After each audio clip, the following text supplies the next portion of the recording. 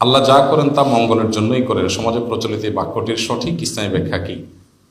আল্লাহ রাব্বুল আলামিন আমাদের জন্য দুনিয়াতে যা কিছু করেন, আমাদের কোনো কল্যাণ থাকতে পারে, এই সুধারণা আল্লাহর প্রতি রাখা, এর মাধ্যমে আমরা মানসিক যন্ত্রণা এবং কষ্ট থেকে রেহাই পাই। আল্লাহর প্রতি সুধারণা রাখা হয়। আর তাছাড়া দুনিয়াতে মানুষের যত অসুবিধা হয় এগুলো তিনটার যে কোনো একটা হয়। নাম্বার এক, কোনো বিপদ, কোনো কষ্ট, তার মাধ্যমে আল্লাহ বান্দার গুনাহ মাফ করেন। কোনো অন্যায় করেছে, আল্লাহ তার জন্য দুনিয়াতে কোনো একটা কষ্ট দিয়েছে, ওইটাকে কাটাবার জন্য, তাকে আখিরাতে পাকড়াও করতে চান না সেজন্য। আবার কখনো কখনো বিপদ বা কষ্ট হয় আমাদের মর্যাদাকে বৃদ্ধি করবার জন্য। আবার কখনো কখনো আমাদের কষ্ট বা বিপদ হয়, অসুবিধা হয়, ওকে পরীক্ষার অংশ হিসাবে, যে সে বান্দা কতটা টলারেট করতে পারে, সবর করতে পারে কিনা, করে কিনা, তার মানসিকতা কি হয়, আল্লাহ সবই জানেন। বাস এটাকে আল্লাহ আপনি চান। তো যে কোনো অসুবিধা মানুষের হবে, এর পিছনে কোনো না কোনো কল্যাণ নিহিত থাকে যদি মানুষ সবর করতে পারে, সঠিক আপনার শিখতে পারে। তো এই অর্থে বান্দার জন্য কোনো কষ্টকর বিপদের কিছু আসলেও তার পেছনে কোনো না কোনো কল্যাণ নিহিত থাকে। এই চিন্তা, ঈমান, এটা শুধু মানুষকে সান্ত্বনা দেওয়ার জন্য না, এটা বাস্তবতাই। আর এই বাস্তবতার প্রতি যখন বিশ্বাস প্রগাঢ় হবে, তখন তার জীবনে দুঃখের মধ্যেও সে সুখ পাবে। এই জন্য পৃথিবী জুড়ে সবচেয়ে বেশি তুলনামূলক মুসলমানরা সুখে থাকে। তার প্রমাণ কি? তার প্রমাণ হল বিশ্ব স্বাস্থ্য সংস্থার জরিপ অনুযায়ী প্রতি বছরই, আপনি বেশ অনেক বছরের জরিপ মিলিয়ে দেখতে পারেন, সৌদি আরবের রিয়াদ থেকে একটা বই প্রকাশিত হয়েছে, আরবি মূল বইয়ের নাম, এটা 40-50টা ভাষায় অনুবাদ হয়েছে। এটার বাংলা অনুবাদটা আমি করেছিলাম আরও বোধহয় 10-12 বছর আগে। তো ওই বইটাতে একটা ছক দেখানো হয়েছে বিশ্ব স্বাস্থ্য সংস্থার জরিপ অনুযায়ী পৃথিবী জুড়ে আত্মহত্যার প্রবণতা ধর্মবিশ্বাসের ভিত্তিতে।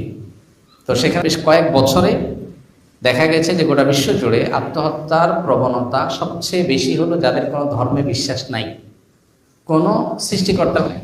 তো যাদের কোনো ধর্মে বিশ্বাস নাই তাদের আসলে মানে সান্ত্বনার কোনো জায়গা নেই। একটা মানুষের কোনো সান্ত্বনা তো লাগে, সান্ত্বনার কোনো জায়গা নেই, তাদের মধ্যে আত্মহত্যা বেশি। তার মানে তারা মনের কষ্টে থাকে, দুঃখে থাকে, আত্মহত্যা মানুষ সাথে করে না। আর আত্মহত্যার প্রবণতা গোটা বিশ্বের রিলিজিয়াস যারা আছেন, ধার্মিক যারা আছেন, এদের মধ্যে সবচেয়ে মুসলমানদের মধ্যে। অথচ মুসলমানরা সবচেয়ে দুঃখে আছে। আফ্রিকা জুড়ে মুসলমান না খেয়ে আছে, গোটা বিশ্বে মুসলমান যেখানে আছে সেখানে যুদ্ধ চাপিয়ে দেয়া আছে, জুলুম নিষ্পেষণ চলছে। আত্মহত্যা সবচেয়ে বেশি এদের মধ্যে থাকার কথা, কিন্তু পরিমাণ সবচাইতে কম। কারণ হয়েছে তাদের ঈমান তাদেরকে সুখী করে। এই সুখী হতে চায়, সে সম্পদ সঞ্চয়ের চাইতে সেই জন্য দিনকে বেশি ধারণ করার চেষ্টা করে।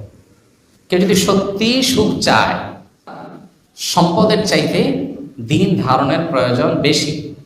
হ্যাঁ, কেউ যদি ভাবসাব চায় তাহলে ডেফিনেটলি সম্পদ লাগবে, ভাবসাব। আর সুখের অভিনয় এক জিনিস, আর সুখ আরেক জিনিস।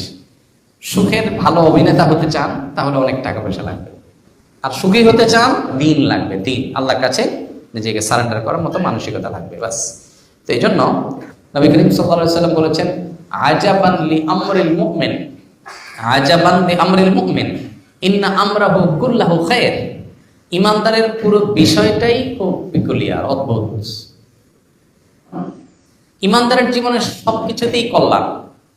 ইন আসাবাহু খায়রুন, ইমানদারের জীবনে যদি কোনো ভালো কিছু হয়, কোনো উপকারী কিছু আসে, তখন সে শাকারা, আল্লাহর শুকরিয়া জানায়, আলহামদুলিল্লাহ বলে, ক্রেডিটটা আল্লাহকে দেয়।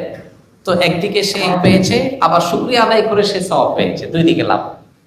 ওয়াইন আসাবাহু শাররুন, আর ইমানদারের যদি কোনো ক্ষতি স্পর্শ করে তাকে, বিপদ, সবারা, তখন সে সবর করে, ধৈর্য ধারণ করে। ফাকানা খায়র আল্লাহ, আর ধৈর্য ধারণ করলে তার বিনিময়ে সে আল্লাহর কাছ থেকে রিওয়ার্ড পায়। তাহলে সুখ পেলেও দুঃখ পেলেও, হাতে মরলেও লাখ, বাঁচলেও লাখ। ইমানদার অবস্থা এরকম। এই জন্য নবীজি বলেছেন আজাবান লি আমরিল মুমিন। এই জন্য যে ভাই প্রশ্ন করেছেন তার প্রশ্ন উত্তর হলো এটাই, যে আল্লাহ যাই করেন বান্দার জন্য মঙ্গলের জন্য করেন। এর মানে হলো সবর যদি করতে পারে বান্দা, তাহলে কোনো অকল্যাণ, দুনিয়ার কোনো কষ্টই মানুষের জন্য ক্ষতিকর নয়। শুধু সবর যদি সে করতে পারে, এটা তার বহুগুণ লাভ হয়ে তার কাছে ফিরে আসবে। আল্লাহ আমাদেরকে সবরের তৌফিক দান করুন। একটি মাত্র আমল আছে, একটি মাত্র আমল আছে যে আমলের বিনিময়ে আল্লাহ ব্ল্যাঙ্ক চেক দিবেন, ব্ল্যাঙ্ক চেক দিবেন। সমস্ত আমলের বিনিময়ে এত নেকি, এত সওয়াব। কোরআনে কারীমের একটা হরফ, একটা অক্ষর তেলাওয়াত করলে কত নেকি? 10টা নেকি। নেকি কি? নেকি জিনিসটা কি? আখিরাতের কারেন্সি। আমরা টাকাটা ভালো বুঝি, যদি বলতাম যে 10 টাকা পাওয়া যাবে, তাহলে এটা ব্যাখ্যা করা লাগতো, তাই না? যে একটা অক্ষর পড়লে 10 টাকা পাওয়া যাবে। আরে টাকা বাদ দেন, 10 পয়সা পাওয়া যাবে, তারপরেও কি বোঝা যাইতো। বাট নেকি বুঝি না। আখিরাতের কারেন্সি, যে দেশে গেলে আর ব্যাক করবেন না, যে দেশের কারেন্সির আর কখনো কনভার্ট করার দরকার হবে না, যে জগতের কারেন্সির কখনো কনভার্ট করার দরকার, কারণ ওখান থেকে আর কোনো জগতে যাওয়ার অপশন নেই। Last destination of life,